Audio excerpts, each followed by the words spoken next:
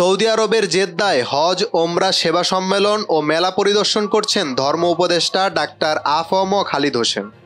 মঙ্গলবার সৌদি আরবের জেদ্দায় 4 দিনব্যাপী অনুষ্ঠিত এই সম্মেলনে ও মেলা পরিদর্শনে যান উপদেষ্টা। মেলা প্রাঙ্গণে সৌদি হজ ও ওমরা মন্ত্রী ডক্টর তৌফিক বিন ফানজান আল রাবিয়া ধর্ম উপদেষ্টাকে স্বাগত জানান।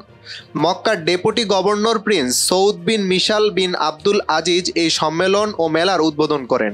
এতে মুসলিম দেশগুলোর ধর্মমন্ত্রী, রাষ্ট্রদূত এবং 87টি দেশের প্রতিনিধিরা অংশগ্রহণ করেন। ধর্ম উপদেষ্টার নেতৃত্বে বাংলাদেশের প্রতিনিধি দল হজ সম্মেলন ও প্রদর্শনীতে অংশগ্রহণ করেন।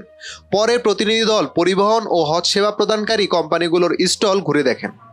উল্লেখ্য, এই সম্মেলনে 47টি আলোচনা অধিবেশন ও 50টি কর্মশালা অনুষ্ঠিত হবে, যেখানে 130টিরও বেশি স্থানীয় ও আন্তর্জাতিক বক্তা পরিবেশ বান্ধব প্রযুক্তি, কৃত্রিম বুদ্ধিমত্তা ও ডিজিটাল সমাধান নিয়ে আলোচনা করবেন। এই সম্মেলনে মন্ত্রী পর্যায়ের একটি অধিবেশন অনুষ্ঠিত হবে, যেখানে সরকারি সংস্থাগুলোর গুরুত্বপূর্ণ মন্ত্রী এবং কর্মকর্তারা হাজিদের যাত্রা উন্নত করার জন্য নতুন ও চলমান সেবা, প্রকল্প এবং উদ্যোগ উপস্থাপনা এবং আলোচনা করবেন।